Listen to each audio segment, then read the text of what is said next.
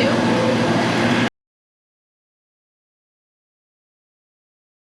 to check the level in your two tanks here, we only have one level gauge.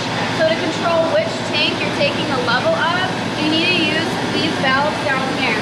So right now, since these two valves are open and these two valves are closed, we're checking the level in tank 1 here.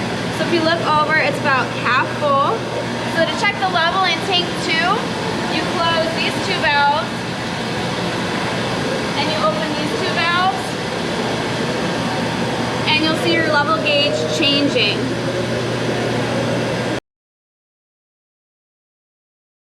So we're going to calibrate our digital pH probe.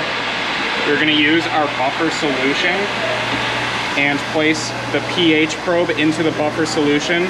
The center probe is the temperature sensor. You don't want it to touch the bottom of the beaker. You want it to hang freely in the liquid. So then once we have that sitting in there, we're going to come over here and press calibrate and then begin. And then we will wait for this number to stabilize and tell us that it's ready. So our pH probe is now calibrated, so we can go ahead and hit accept, and then calibration done. And then we can move back into measuring.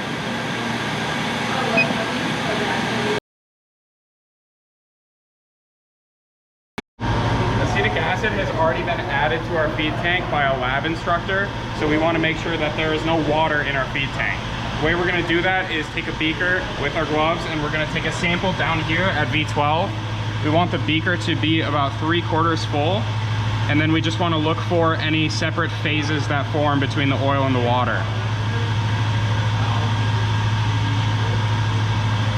So as we can see, there's no separate phase in the beaker, so we can go ahead and dispose of it in our waste tank down here under the lab bench. Alright, so we're allowed to start mixing up our feed to make sure all the oil and acetic acid are adequately mixed.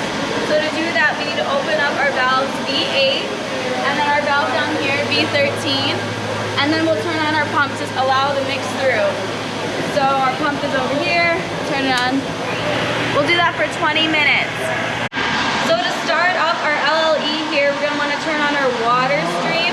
So this is our water pipe here. So to turn it on, we're going to open up this valve and make sure some other valves are closed. So we're going to want V23 to be closed, V21 and V19 to also be closed, and this will push the water through our flow meter here. We want a flow of 0.5 GPM, which means that on our flow indicator here, we're going to want our 0.5 to be equal to the largest part of the cone. So using this valve on the top here, we can move it so that the cone indicator reads 0.5. So after we started our inlet of water feed, we're going to want to start in our feed stream of acetic acid and oil. So to make sure that we don't have any of our oil recirculating back in, we want to close the top of these two tanks. And we're going to want to open our feed tank here. So that means opening valve V13, V20, and V18. Since they're all open, we can now measure how much is going into our column from our flow meter here. So we're going to want 0.5 GPMs. So that means that our flow indicator needs to be reading at the largest part of the cone to measure the 0.5 GPM. So there are going to be 3 sample ports. This one is the product with oil acetic acid.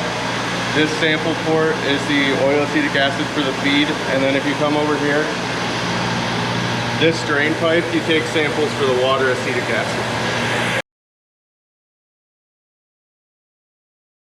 So now that we have our sample, we can put the pH probe and the temperature sensor into it, and then we can come over to the screen and press measure. So now we're going to find the density of our sample, and we're just going to do volume and mass to find that. So we're going to 0 our scale,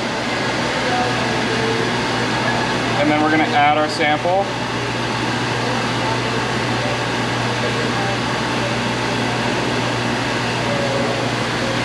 And now we have a mass reading and a volume reading. So in our extraction column, we are pumping oil up through the bottom, and due to density, it travels up through the water phase.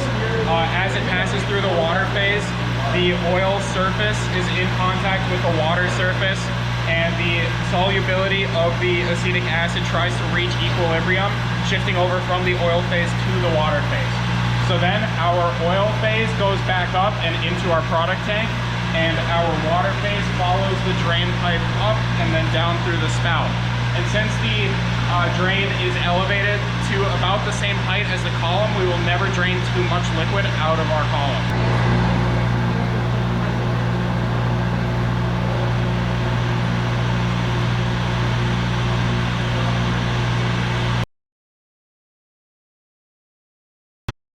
Now we're going to pump all the material from tank 2 back into tank 1. To do that, we're going to open 14, close 13, close 9, and open 8.